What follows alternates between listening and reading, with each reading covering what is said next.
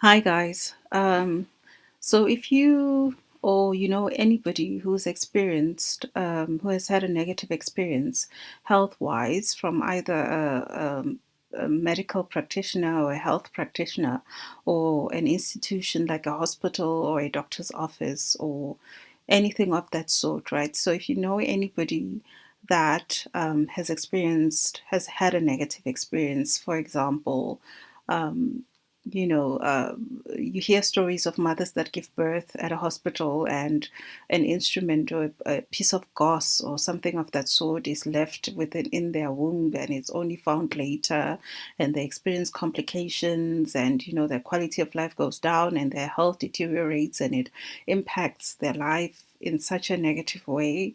And at the end of the day, they go back to the hospital and the gauze is taken out, and it's like, oh, sorry for the mistake. And then they're just supposed to go on with life as though nothing has happened, as though they haven't been through a period, the most traumatic period of their lives, right? You hear situations of mothers being left alone to give birth on the floor, for example, and nurses just passing by, not paying attention.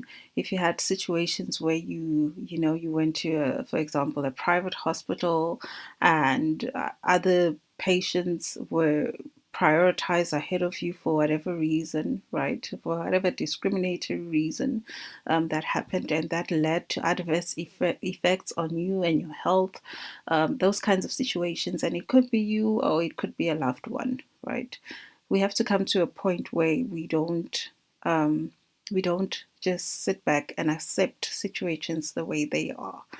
I'm in a community right now that has been sitting for 5 days without water because we've normalized this kind of behavior where people, just do not take their duty to provide services, for example, seriously, and they figure it's they'll get over it. The water will come back eventually when we decide, and they'll get over it. Those kinds of things, if you just let them slide, they tend to get worse because now it's 5 days, tomorrow is 15 days, and anything could be happening, right? It could be there could be a number of reasons that have nothing to do with actually public service or service delivery as to why there is no water. The water could be rerouted to somewhere else for whatever reason.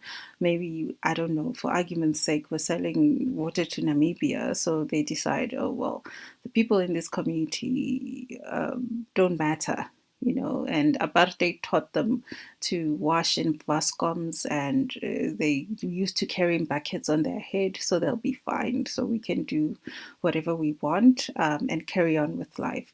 Those kinds of situations, if we just sit back and let them continue the way they are, things are going to get a lot worse. So I think it's time we get into the habit of fighting back. And each of us anyone can just choose a lane depending on what experience you've had and decide to say enough is enough. I want to do something about this matter. So going back to situations with health institutions and health practitioners and such. So there's a platform called Care Over Harm. So it's Care Over Harm.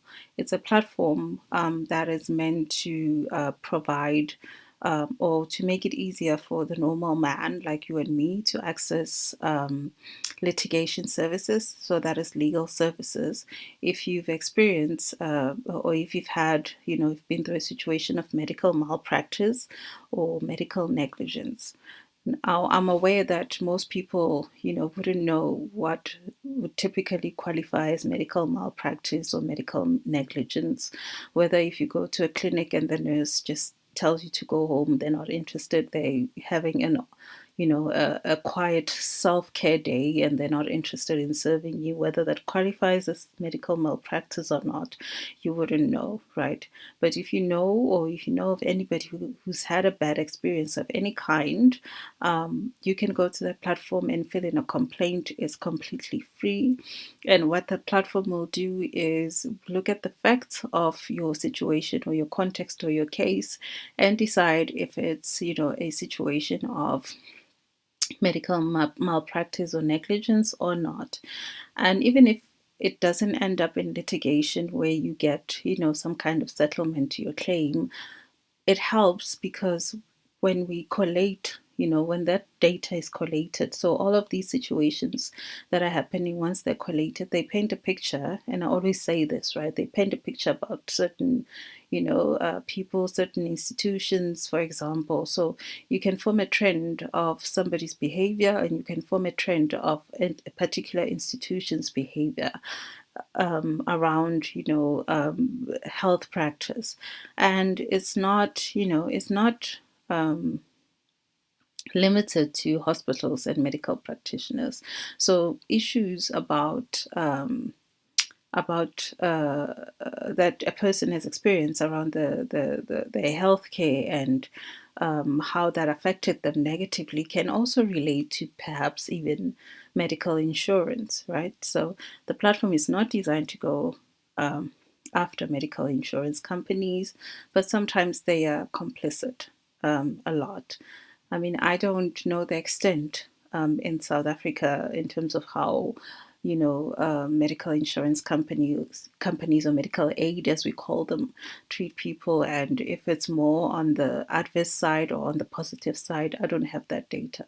But if you remember, there was a guy in America called Luigi who shot the CEO of one of America's biggest medical insurance companies because they were declining people's claims, and that was leading to adverse effects. People were literally dying.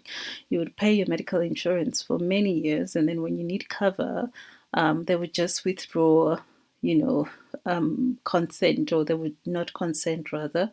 They wouldn't agree or approve a specific claim to the point where you could be removed from the surgical table just before surgery because they, at the last minute, decided they don't approve your surgery. So those kinds of things have really, adverse effects on people's lives, and they're not the kind of things that we should let slide. Should we be going around, or should people have been going around shooting CEOs in the head? I don't know that will solve the situation. The company still exists, and if there's a change of attitude, we don't know. But I do think that there are many constructive and productive ways that are firm and assertive that can lead to better outcomes for patients and for the normal man. And care over harm is one of those avenues, right? So at this point in time, it's mainly about the collection of complaints so we can form a picture of, where the focus needs to be, really, where the bulk of the complaints are coming from, about who. Is it mainly private institutions or public institutions? Is it mainly public practicing professionals, medical professionals, or medical professionals that practice in the private health sector, or both? Or are they related to, medical insurance or medical aid, as it were? But it would help as a start. So the idea is that once we see cases that really point to medical malpractice and negligence, then we can, get those cases. We can get lawyers put on those cases and start pursuing them free of charge.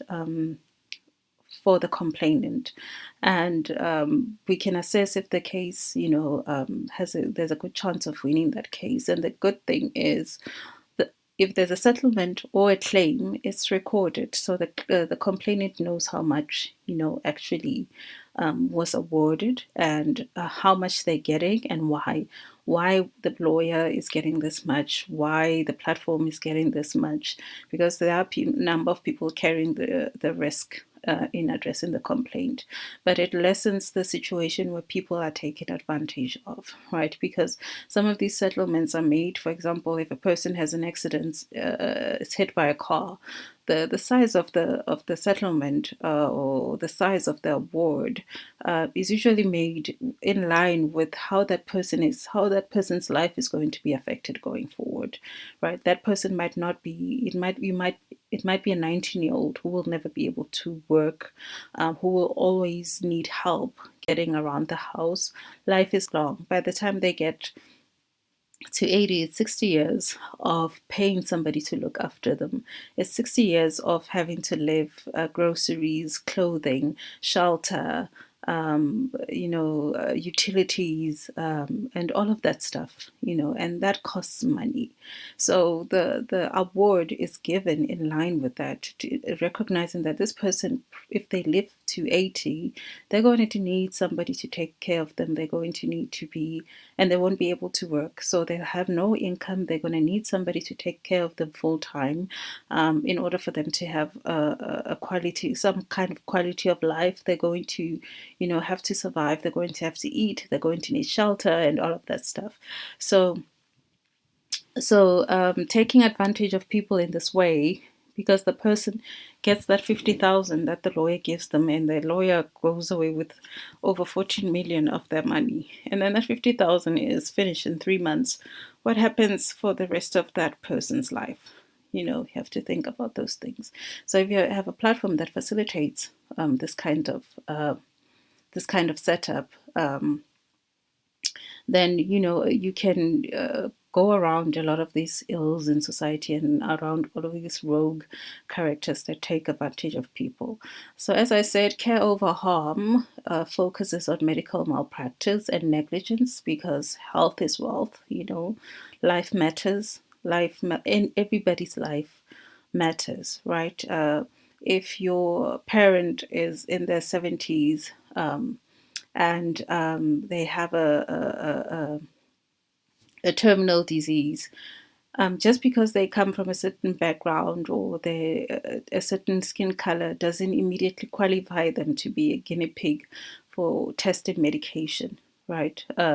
Different medications to see, because their life, it's decided that their life is ending anyway, and they are a lesser human being because they're a certain race. So we can test out, some medications that lead to horribly adverse effects, and then their loved ones have to watch them suffer because somebody decided, they were not worth the best shot, to save their lives.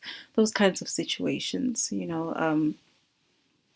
everybody deserves, to have a fair shot. When we've been paying for example, for medical aid, you deserve to have the day that you get sick, you deserve to have somebody, the medical practitioner that treats you, give a fair shot at saving your life without deciding for you that your life is over while you're still fighting, and for whatever reason that they've decided that life matters, right?